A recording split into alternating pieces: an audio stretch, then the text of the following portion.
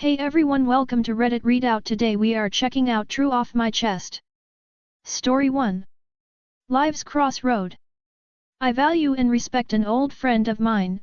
We had a spark a long time ago but nothing came from it. We haven't always been present in one another's life, often going a couple of years in between seeing one another, but it's always been a good time when we do meet up. But here I am with the knowledge that I'll be moving next year and I'm wanting something more from her. It's not fair to any party to be catching feelings when your life plans don't match up. Yup, that's it, maturity is finally catching up with me, I guess. Be the first to comment. Nobody's responded to this post yet. Add your thoughts and get the conversation going. Story 2. Mom has missed big events in my life and it is affecting my self-worth. Hi all, I apologize in advance for the long post. I grew up with teen parents who divorced when I was really young and got remarried when I was also young. I cut off ties with my dad in my teenage years due to mental and emotional abuse. I grew up with my mom and stepdad, who divorced during college. I got in a serious rollover accident in college. My stepdad and younger sister came to check on me. My mother did not, citing she had to work. A few years later, I graduated college. My stepdad and other family attended, my mother did not. I moved halfway across the country with my now husband. I planned a wedding about an 8-hour drive from my hometown so that my family could be in attendance. All the way to the day of my wedding, my mother said she would come. Spoiler, she didn't. She cited she couldn't find a sitter due to one of her dog's aggression with other dogs. Mind you, we gave her 6+ advance notice for this wedding. After this, I completely cut her out of my life. Last year, my grandmother, who was also one of my biggest supporters in my life, was in the ICU that we knew she likely wouldn't survive. I flew across the state and spent 2 weeks with her. My mother decided to be at the hospital as well, so I was civil as my grandmother and grandfather did not need the extra stress. Fast forward to today, I flew back to my home state for my cousin's wedding. She was there. My aunt, who arranged both pick-up/drop-off from the airport, I pulled to the side and thanked. She stepped up, not only in accommodating this trip but also was my impromptu day of coordinator for my wedding. I made a comment that on that day, you felt like a mother to me and I want to thank you. Apparently, my mom was reading lips and came up to me, saying she was leaving since she wasn't welcome. This was in front of my 2 sisters. I explained that people's actions are an indicator of how important they are in your life and she hasn't been there for any key moments. She assumed we were on better terms because I was civil with her during my grandmother's hospitalization. She stated that there was nothing she could do to change the past. I told her she should have apologized at minimum for not being there for me. In response, she tried to lie saying she had said she was sorry, she didn't, and that I never text her back when she tries to reach out. I called her out. She then started answering with excuses like she didn't remember when I graduated, it may have been when her best friend passed away and she was messed up, that her ex-husband was a control freak, every excuse under the book, everything except a real apology. She ended up leaving the wedding shortly after. Although I had told her I'd respect her more if she stayed, she could at least be there for her nephew. She left anyway. My self-worth has really taken a dip. It's one thing to lose one parent but then to lose both, it weighs on you. If your parents don't even love you, who will? I find myself pulling away from all closeness with anyone, my husband really being the only person I trust wholeheartedly. I feel broken and like I don't belong anywhere. And I just needed to get this weight off of my chest. Story 3. I can't stop thinking about the time a friend of a friend danced with me. I, 19F, still remember the time at homecoming when a friend, 16-17M, at the time, of a friend, 16M, at the time, danced with me, 15F, at the time. I was single and didn't have a date to homecoming, so I went with friends. A slow song came on and I noticed plenty of couples dancing together, and I felt so dampened by it. My friend asked his friend to dance with me, so the random acquaintance offered to slow dance with me and I said yes. We slow danced and had a laugh about it afterwards. His offer lifted my spirits so much, and I felt a gazillion times better. We continued to be each other's date for the rest of the night. It was beyond wholesome. It was a one-time thing. We went to the same school, but I hardly saw him. I would have loved to become his friend, and to have more days like that with him. Everything was purely platonic, BTW. I'm so grateful for his kindness on that night, for I can't stop thinking about it.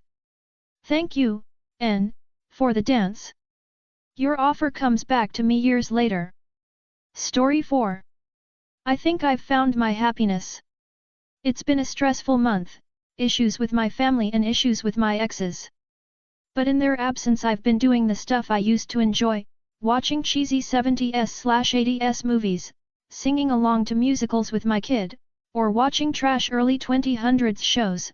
My daughter is getting better, we're both no longer sick, and there's no added stress from gossiping family members.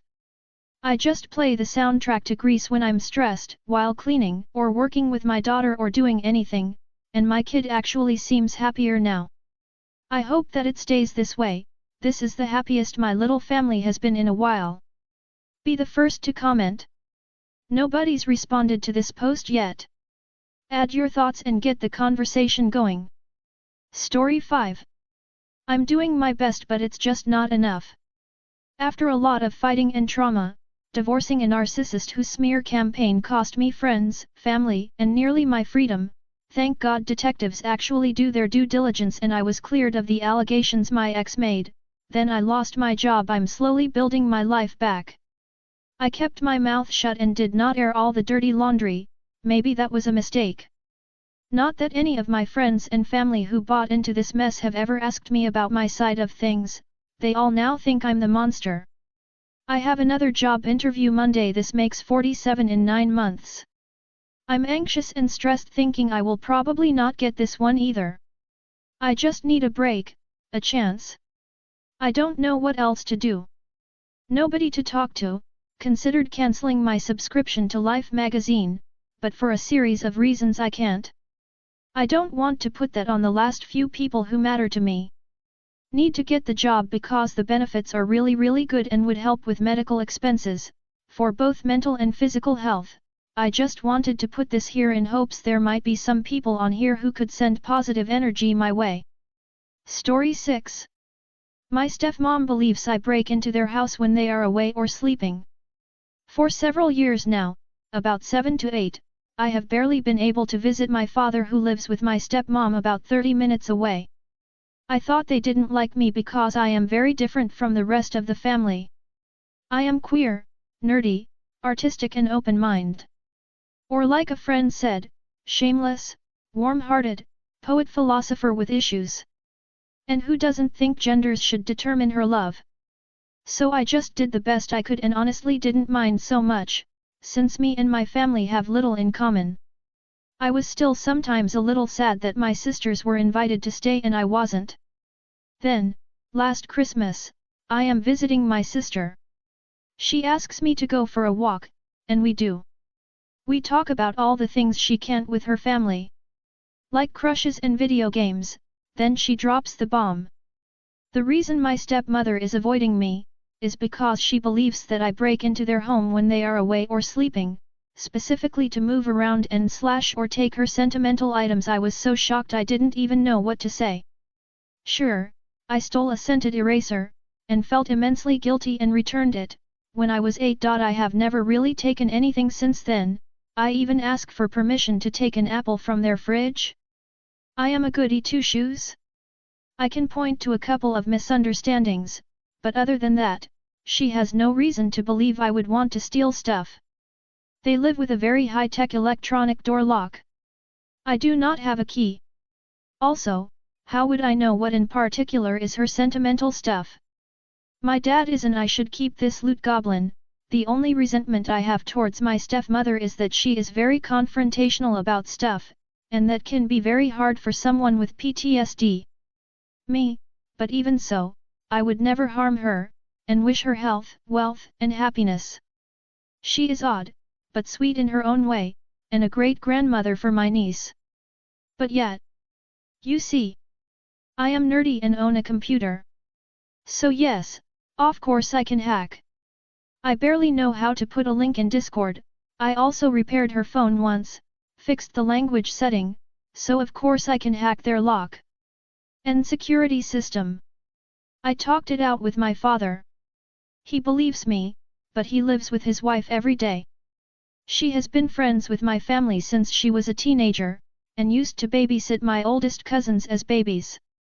They share their faith and their lives, now that they are both retired. Everything. He tries to stand up for me as much as he can without making her upset. Trying to help her find the lost items and finding safer locations for them. But there is no way he can prove to her that I haven't done it. He could set up cameras with timestamps, but I could hack them too. I could provide cell phone data, but have left my phone at home. So, I have kinda just realized that this is how it is going to be. It was my father's birthday 2 days ago. A jubilee. I wasn't invited. It isn't like I actually want to sit there bored out of my mind for hours listening to old men talk about Jesus. Disclaimer, I have nothing against Jesus, but it is a little hard hearing how great he was from old men who doesn't understand the religion at all, and in the next sentence says I am going to hell because of my XGF. I just wish it didn't have to come to this. My father just invited me and my 2 sisters for a private birthday dinner. It helps. Just us 3 sisters and him. That's gonna be nice. You know what the worst thing is? I should be angry, and I am. But mostly, I just feel really bad for my stepmom. It must be horrible feeling like that all the time. Super International Mega Hacker Spy Tempest. TLDR, stepmom thinks I break in and move her stuff. I don't. Edit 1 It is stepmom, not stepmom. English is hard. Edit 2 My father has said he is handling it. I don't know what this mean. They are private and proud people, and it isn't my prerogative to vade in all self-righteous and demand her to be tested when it might just be her dealing with anxiety or paranoia. Demanding her being tested is just gonna turn me into the bad guy. I gotta trust my dad to know her and what he is doing. Edit 3 As a high-tech super spy, I am going for your left sock next. So you can be always right. Edit 4 My stepmom is in her mid-late 60s. I am not a trained professional, so it isn't up to me to diagnose her. I do not think it is Alzheimer, as my stepfather died of Alzheimer-related issues 2 years ago, so I have seen it up close. She would have other symptoms by now. This has been happening for at least 7 years. Also mom is nurse. Also carbon monoxide would affect my father too, and it would abate when they go for their vacation home every 2 weeks. Edit 5 I am very grateful for all your support, and for your graceful acceptance at my coping mechanism jokes and trying to look on the bright side. I think I have answered most of you. About half the. That's all for today. Please don't forget to like and subscribe.